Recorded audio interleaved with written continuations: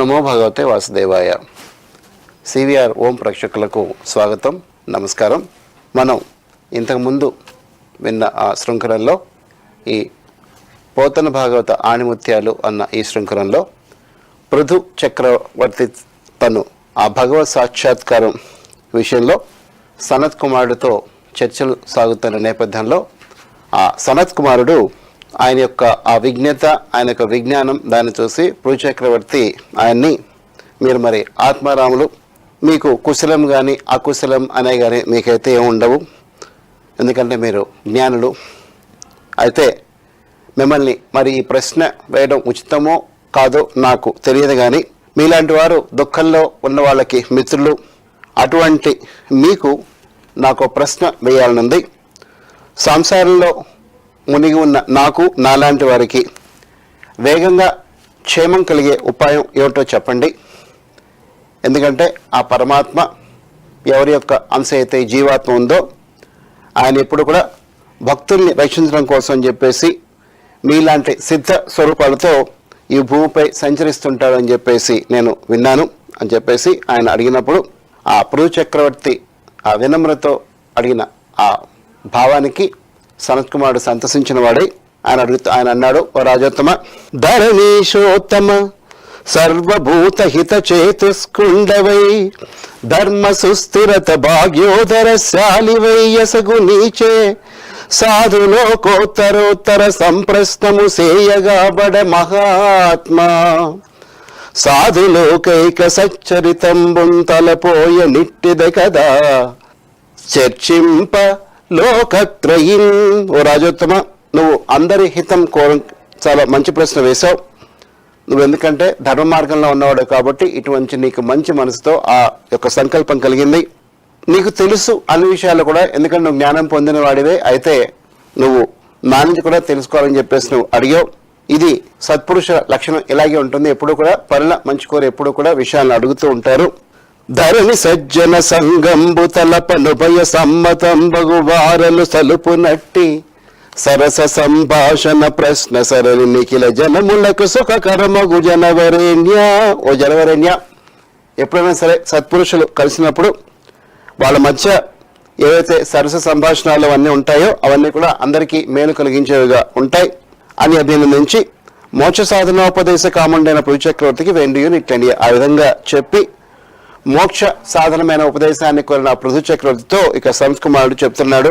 ధరణీశ మధు నిషీధనుడైన ఎట్టి నారాయణు లలిత పాదారవింద వరగుణ ధ్యాన దీపరుతత్వముంబులు సకలాత్మమల విమోచనములైన రతియును నిత్య వైరాగ్యంబు మొదలుగా లోకోత్తరుడవైన నీవు గలవు సమ్యక్ విచార శాస్త్రములందు జనులకు సేమంబునకును నిశ్చితంబులైన ఆత్మ వ్యతిరిక్త వస్తువులందు వీత రాగత దళంప నిర్గుణ బ్రహ్మమైన ఆత్మయందుల రతియును వివియ హేతువులు బుద్ధి చింతింప విద్ధ చరిత. ఓ రాజేంద్ర, నువ్వు ఆ స్వామి యొక్క ఆ భక్తి పట్ల లేదా ఆయన పాదార విందాల పట్ల నీకున్న ఆ భక్తి పరిణతితో నువ్వు చాలా పరిణతి చెందినవాడు. మనస్సులోని మాలిన్యం అంతా కడగబడి చిత్తశుద్ధి పూర్తిగా నీకు చేకూరి వైరాగ్యం నీకు పూర్తిగా అంకురించి ఉంది. నీ చరిత్ర ఇప్పటికే చాలా లోకోత్తరంగా ఉంది. ఆత్మ కంటే వేరాదులైన, ఆత్మ కంటే విడిగా ఉన్న లేదా నీ శరీరం నుంచి బయట ఉన్న వస్తువులు విషయాల పట్ల నీకు ఇప్పటికే విరక్తి, అరే నిర్గుణమైన బ్రహ్మయందు అనురక్తి, జనులందరూ కూడా సంక్షేమం కలిగిస్తాయి అన్న విషయం నీకు ఇంతకు ముందు తెలుసు. అలాగే శాస్త్రాలు కూడా దాన్నే నిర్ణయించాయి. అందువల్ల ఇంతకుముందు మనం అనుకున్నట్టుగా భాగవత్ ధర్మాలను ఆచరించడం అనేది ముఖ్యంగా ఉంటుంది. వాటిని ఆచరించడమే కాకుండా ఆ భాగవత్ ధర్మాల పట్ల జిజ్ఞాస, ఆధ్యాత్మికమైన యోగనిష్ట, యోగేశ్వరులను ఉపాసించడం, నిరంతరం ఆ శ్రీహరి యొక్క పుణ్యకథలను వినడం, అలాగే కేవలం డబ్బు గురించని లేదా వాళ్ళ యొక్క విషయ రాగాదుల పట్ల పరిగెత్తున్న వాళ్ళ నుంచి దూరంగా ఉండడం, వాళ్ళకి ఎంతో ఇష్టమైన అర్థ కామాల మీద ఆ ప్రీతి కలిగే వాళ్ళని దూరంగా ఉండడం, ఆ విషయాల నుంచి కూడా ప్రీతి పెంచుకోకుండా ఉండడం, అలాగే హరి గుణాల యొక్క కీర్తనల పట్ల రసాస్వాదన ఏది ఉంటుందో దాని పట్ల తప్ప ఇతర వస్తువుల ఇతర విషయాల పట్ల విరక్తి చెంది ఉండడం, ఆత్మారామ స్థితిలో ఉండడం, ఏకాంతవాసం ముందు అభిరుచి ఉండడం, అహింస, ఇంద్రియ నిగ్రహం, ఆత్మహితానుబంధనం, ఎప్పుడు కూడా ఆ భగవత్ కథలు వినాలనే చింతనం, అలాగే యమ నియమాలు, అలాగే ఇతర భక్తి మార్గాలను నిందింపకుండా ఉండడం, నాకు తెలిసిందే గొప్ప అని అనుకోకుండా ఉండడం, హరిభక్తులకు ఎంతో అలంకారైన ఆ హరి యొక్క ఆ భగవంతుని సుగుణాలను అభివర్ణించడం, ఇటువంటి వాటిని చేయడం వల్ల ఇవన్నీ భాగవత ధర్మాలు, మనుషుల భక్తి అనేది పెంపొందుతుంది. అటువంటి భక్తి యోగం వల్ల మనకి దేహాదుల పట్ల విరక్తి, నిర్గుణ పరంపై అనురక్తి కలుగుతాయి. ఎప్పుడైతే కలుగుతాయో మనం ఉత్తమమైన ఆచార్యుల అనుగ్రహానికి పాల్పడతాము, వాళ్ళ యొక్క అనుగ్రహానికి పాత్రలం అవుతాము. ఎవరైతే వాళ్ళ అనుగ్రహానికి పాల్పడి జ్ఞానాన్ని పొందుతారో వాళ్ళు మహాత్ములతో స్నేహం చేసి దారేషణ, ధనేషణ, పుత్రేషణ అంటే పెళ్ళం, అలాగే పిల్లలు లేదా ధనం, ఈ ఈశన త్రయం అంటాం. వీటిని బట్టి మనకున్న ఆ రాగం ఏదైతుందో అది నశిస్తుంది. ఆ విధంగా నెమ్మదిగా అభ్యాసం ద్వారా ఈ సంసార బంధాల నుంచి విముక్తి పొందడానికి అవకాశం ఉంటుంది.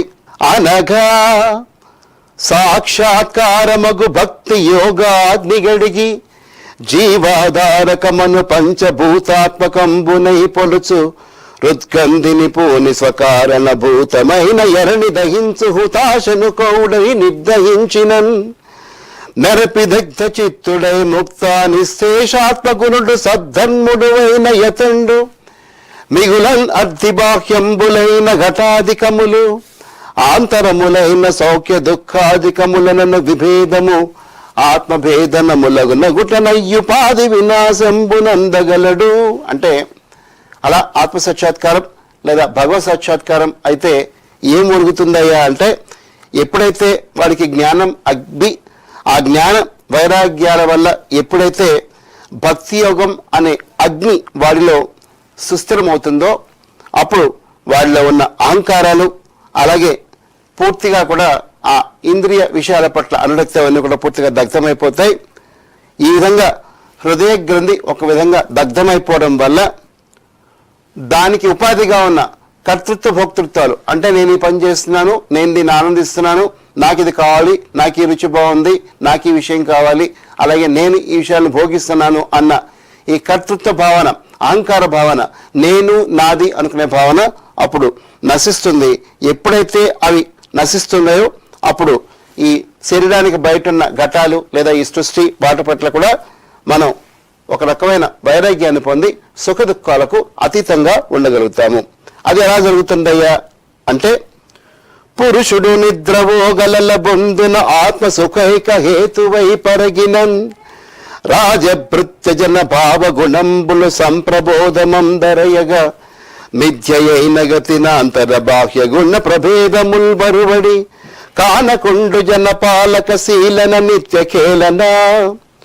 ప్రజలను ఎంతో గొప్పగా పరిపాలించిన ఓ రాజా, మానవుడు వింటూ ఉంటాడు, పడుకుంటూ ఉంటాడు. ఆ పడుకున్నప్పుడు కలలు కంటాడు. ఆ కలలో ఒకసారి తానే రాజైనట్టు, సిరి సంపదలతో తొలతూగుతున్నట్లు ఏవో ఆనందాన్ని అనుభవిస్తూ ఉంటాడు. అయితే ఎప్పుడైతే వాడు మేల్కొంటాడో తను ఆ కళ్ళలో చూసినవన్నీ కూడా అసత్యాలు అని చెప్పేసి తెలుసుకుంటాడు. అదేవిధంగా ఎప్పుడైతే మనిషి కూడా ఈ నిజమైన సత్యాన్ని తన జ్ఞానం ద్వారా తెలుసుకుంటాడో అప్పుడు తను ఈ శరీరం తాను కాదని, తాను అంటే ఆత్మాని, ఈ శరీరానికి సంబంధించిన సుఖాలు కానీ దుఃఖాలు కానీ వాటిని కేవలం నాకు అంటే ఆత్మకు సంబంధించినవి కావు, కేవలం ఈ కారణ శరీరానికి సంబంధించినవి అని తెలుసుకుని ఆత్మ అనాత్మ వివేకంతో కేవలం తను సాక్షిభూత భావంతో ఈ జరుగుతున్న వాటిని చూస్తూ ఆ జరుగుతున్న విషయాన్ని తనపై పట్ల వేసుకోకుండా, వాటితో పూర్తిగా మునిగిపోకుండా కర్తృత్వ భావాన్ని త్యజించి తను చేసే ప్రతి కర్మ కూడా ఆ భగవదర్పణ భావంతో చేస్తూ వాడు ఆత్మోన్నతిని సాధిస్తాడు. ఇంకా మరియును ద్రష్టయైన ఆత్మయు దుశ్యంబుల ఇంద్రియార్థంబులను అని వీనికి అహంకారంపు సంబంధ హేతు ఒకటం చేసి అది అంతఃకరణంబులం గడుచును జాగ్రత్త స్వప్నంబులందు భేదంబు గణంగునుచుండు ఇట్టి అంతఃకరణంబులు ఎరుదియగు సుషుప్తి కాలంబులన్ పురుషుండు జలతర్పణాది నిమిత్తాభావం పొగినప్పుడు బింబ ప్రతిబింబ భేదంబు గణంగణు సందంబున దృశ్య భేదంబు గణం కొన్నటు కావున అంతఃకరణ విలంబులందున బాహ్యాంతర భేదంబు కనబడగు నిశ్యంబని వెండియుని ఇట్లనియే. ఎప్పుడైతే ఆ మనిషి ఆత్మకు అలాగే శరీరానికి ఉన్న ఆ భేదాన్ని ఎప్పుడైతే తెలుసుకుంటాడో అప్పుడు అహంకారాలను ఎప్పుడైతే వదిలేస్తాడో, ఆ విధంగా ఇంతకుముందు అహంకారం ఉన్నప్పుడు ఆ సుఖ దుఃఖాలు కలిగినప్పుడు అది తాను అనుభవిస్తున్న విషయంతో అది అధినించేవాడు. ఇప్పుడు అవన్నీ తెలుసుకున్నాడు కాబట్టి తాను అంటే ఆత్మ అని తెలుసుకుని శరీరానికి కలుగుతున్న ఆ సుఖ దుఃఖాల పట్ల ఒక నిర్లిప్త భావంతో వాడు మెలుగుతూ ఉంటాడు. అది చెయ్యనప్పుడు అంటే ఎప్పుడైతే అటువంటి భక్తిభావంలో వాడు చేరుకోడో అప్పటిదాకా వాడు ఈ సంసారంలో బాధలు అనుభవిస్తూ ఆ సుఖ దుఃఖాలను పొందుతూ ఉంటాడు.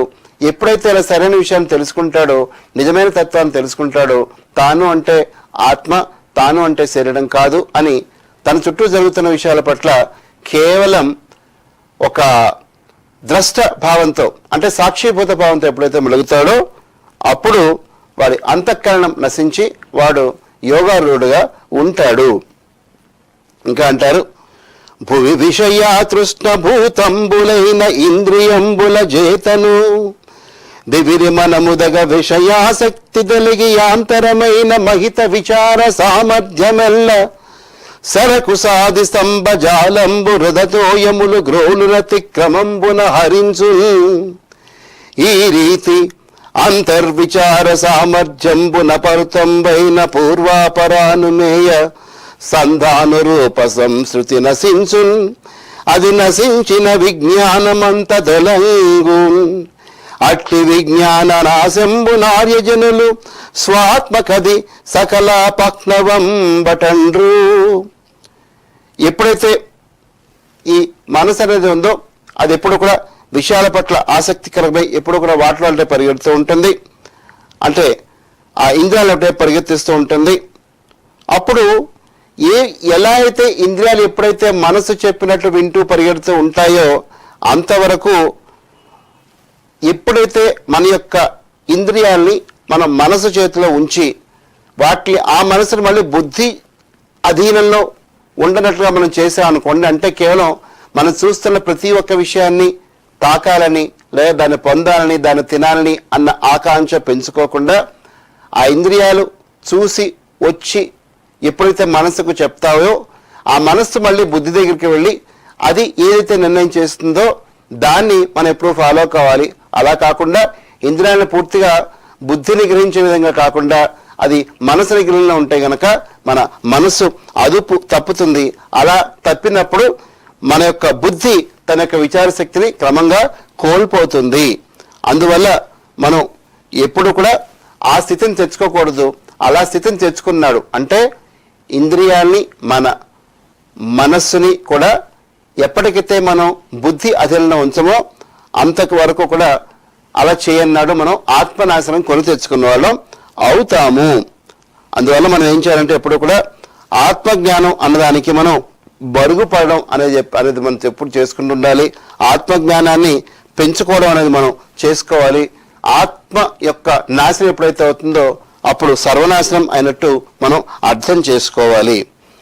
ఇంకా అంటారు, అనగా చాలా ముఖ్యమైన విషయం అండి సంసారులకు.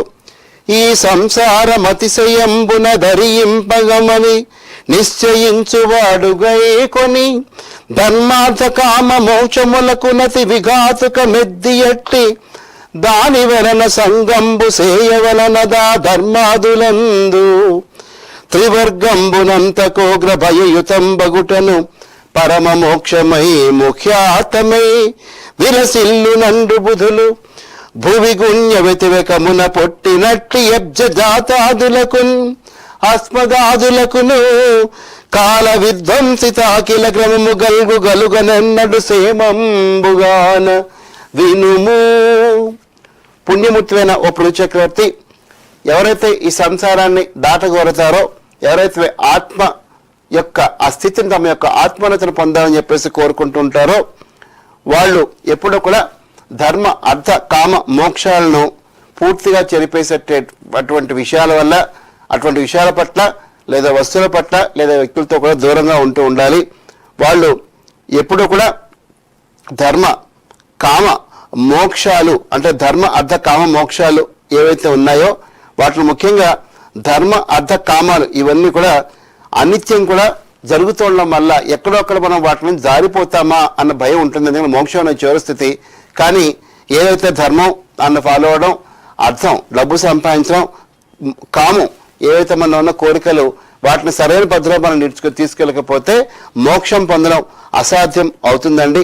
మనం మోక్షం ఒక్కటే పరమ పురుషార్థం అని చెప్పేసి అనుకుంటూ ఉంటాం. అది సరే కానీ అవి కావాలంటే ముందుగా మనం ఈ ధర్మ అర్థ కామాలు అన్న వాటిని ముందుగా నియంత్రించుకుంటూ వెళ్ళాలి. అప్పుడే కానీ అది గనక చేయన్నాడు మనకు ఎప్పటికి కూడా క్షేమం కలుగదు అని చెప్పేసి ఇంకా అంటాడు, మోక్షంబె పరమ పురుషార్థం బని చెప్పి వెండియున్ ఇట్లనియే. ఇంత చేసి మనుషులకి మోక్షమే పరమ పురుషార్థం అని పండితులు చెప్పింది నిజమే.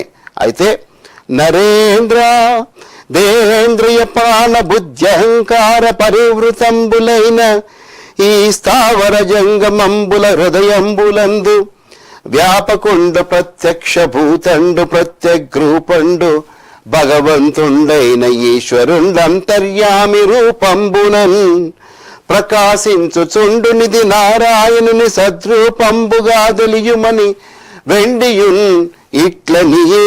కాబట్టి మోక్షమే పరమార్థమే.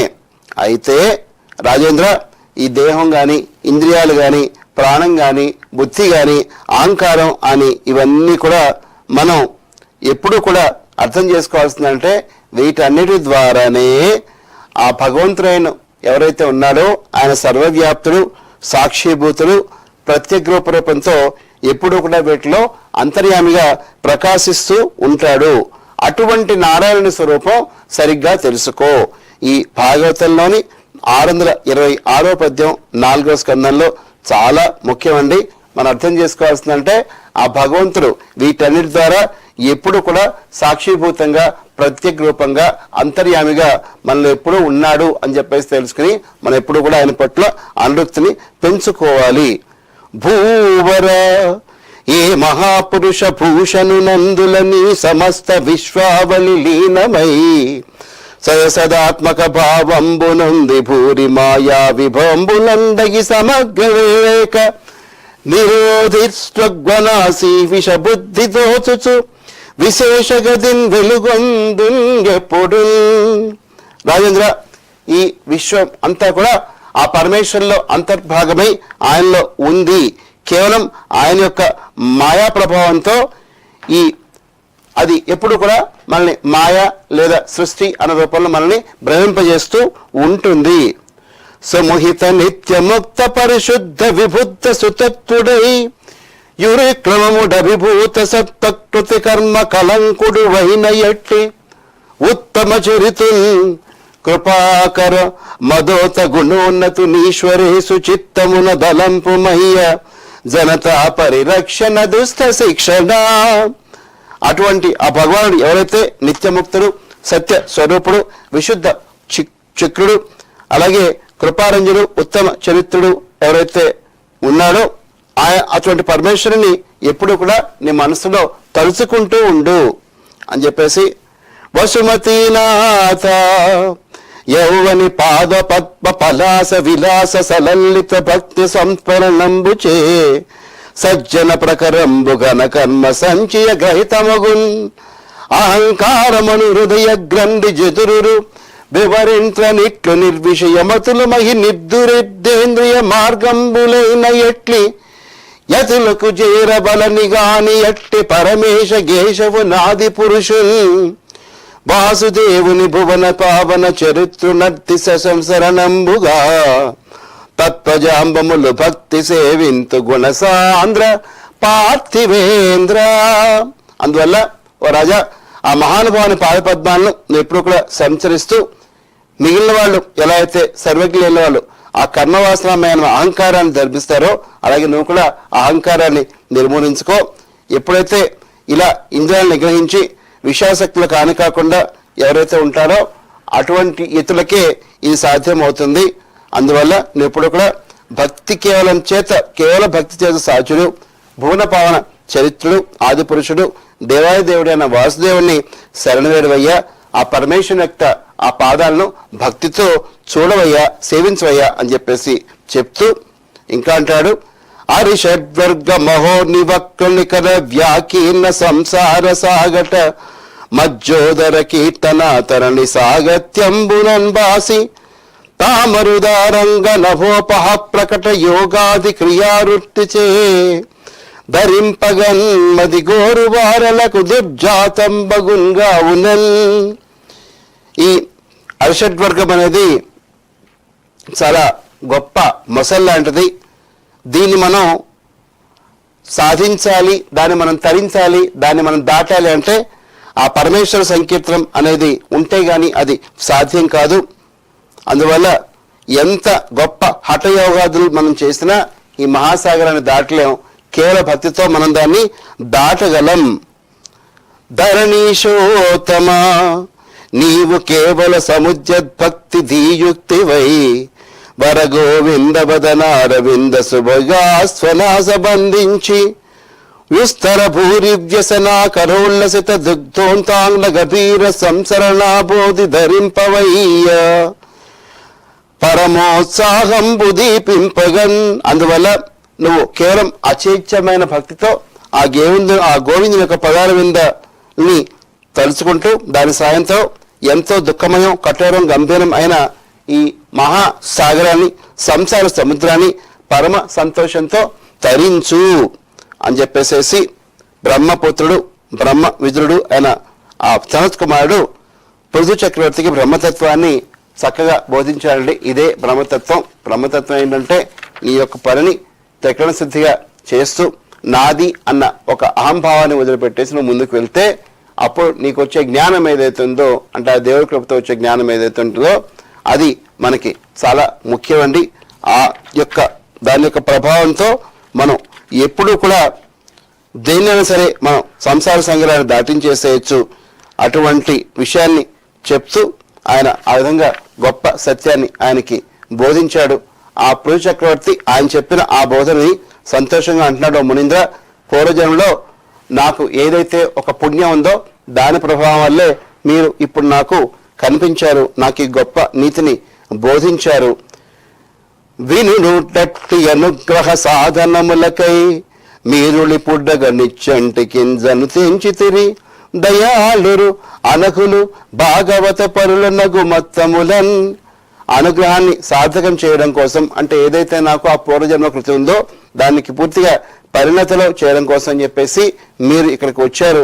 మీరు చాలా దయామయులు, పాప రహితులు, మునిసత్తములు, గొప్పగా ముందు పరమ భాగవతోత్తములు అని చెప్పేసేసి వాళ్ళని పొగుడుతూ ఇంకా వాళ్ళు చేసిన ఆ పని సంస్కృతిస్తూ అంటాడు, నిరతంబునాయందు నిష్పాదితములకు దేహ సమేత మదీయ రాజ్య సర్వ సంపదలను సద్విజ్య దత్తముల్గా ఉన్న ప్రాణుకాతా విభూది మందిర సతస్రాజ్య మతిబల కోశ పరిచ్ఛదంబులన్యల్ల ధృతిదలంపరాజకు భృత్యుండు రాజకీయములకు శాఖంబు తాంబూలముఖ పదార్థంబులంజేసి రమణ సంపర్పణోపాచారములు నడుపున్ గతి నివారలక వివిధేతములయ్యగాన మీకుపచారమే గతి నతుల గుణ సాంద్ర యోగి కులాబ్ది చంద్ర. అందువల్ల అటువంటి బ్రహ్మజ్ఞానం మీరు కాబట్టి మీరు నాకు ఈ జ్ఞానాన్ని బోధించారు. మీకు దక్షిణగా నేను ఏమి ఇవ్వగలను? నా దేహం కానీ, రాజ్యం కానీ, నా సర్వ సంపదలు కానీ అవి ఉత్తమ బ్రాహ్మణులు ఎవరైతే ఉన్నారో వాళ్ళు నాకు అనుగ్రహించినవే. అటువంటి నా ప్రాణాలు, సిరి సంపదలు, గృహాలు, సుత్తులు, రాజ్యాలు, భూములు, సైన్యాలు, ధనధన సమస్త పదార్థాలు అవన్నీ కూడా ఒక సైనికుడు ఏ విధంగా అయితే రాజుకు ఇచ్చేసేసి సంతృప్తి పడతాడో అదేవిధంగా నేను కూడా నాకు వచ్చినన్ని కూడా బ్రాహ్మణోత్తములకి అర్పించి వేశాను. కాబట్టి మీరు నాకు ఏం చేయాలి ఇప్పుడు అన్నది నాకు దయచేసి తెలియచేయండి అని చెప్పేసేసి వాళ్ళు అడిగినప్పుడు అక్కడ మనకి గొప్ప భావాలు బ్రాహ్మణుల గురించి చెప్తూ, అది ఎట్లు బ్రాహ్మణాధీనం వంటినేని సేనాధిపత్య రాజ్య దండ నేతృత్వ సర్వలోకాధిపత్యంబుల్ వేద శాస్త్ర వేది అయిన బ్రాహ్మణునికి కానీ ఇతరులకు యోగ్యంబులు కావు. కావున బ్రాహ్మణులకు భోజన వసన దానంబులు స్వకీయంబులై ఉండను. క్షత్రియాదులకు బ్రాహ్మణానుగ్రహమున అన్నమాత్రం దక్కిన వస్తు స్వాతంత్ర్యం లేదు. కావున మీకు గురుదక్షిణ సమర్పించిన వారని అధీనంగాక స్వాతంత్ర్యంపు కలిగిన అధ్యాత్మ విదారులు వేదాంత వేదులనై భగవద్భక్తి ఉపదేశించడు. మీ వంటి పుణ్యాత్ములకు పరిహాసాస్పాదులకు దక్కిన నైతేన్ దందని మాత్రంబులు దక్క ప్రత్యుపకారంపు చేయం ధరించున్. అది కావున దయాళువులైన మీరలు సకృతోపచారంబునం చేసి సంతుష్టాంతరంలో జగందురు గాగన పలుకుతున్న ఆదిలే ఆయన పురుచక్రవర్తి చేతను పూజితులై ఆత్మ యోగ నిష్టమైన సరకారులతో స్వభావములను ప్రశ్నించు సమస్త జగంబులు చూచుండన్ ఆకాశ గమనంజం జరిగి అయ్యవసరంబునా. అంటే ఎప్పుడైతే ఈ సేనాధిపతిత్వం, అలాగే రాజ్యాధికారం, దండ నాయకత్వం, సర్వలోక ఆధిపత్యం, వేదాంత శాస్త్రవేత్తలైన ఇవన్నీ కూడా బ్రాహ్మణులకే తప్ప ఇతరులకు అవి గ్రాహ్యాలు కావు.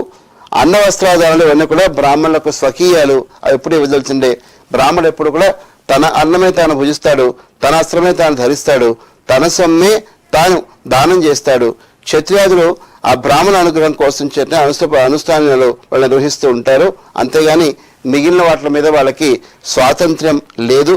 మీలాంటి వాళ్ళు వేదాంతవేత్తలు, ఆధ్యాత్మ తత్వవిధులు, సర్వస్తత్వుని ఆయన నాకు భగవద్భక్తిని ఉపదేశించారు. మీ వంటి పుణ్యాత్ములకు భక్తితో చేతులు మోడ్చి నమస్కరింపడం తప్ప మరి నేనేమీ చేయలేను. మీకేమైనా ప్రత్యుపకారానికి పూనుకోవడం అంటే నవ్వులు పాలు పోవడమే. కాబట్టి మీ ఉపకారానికి బదులు నమస్కారం అందుకుని ఆనంద పొందండి అని చెప్పేసేసి పురు చక్రవర్తి ఎంతో వినయంగా వారిని సన్నతించాడండి.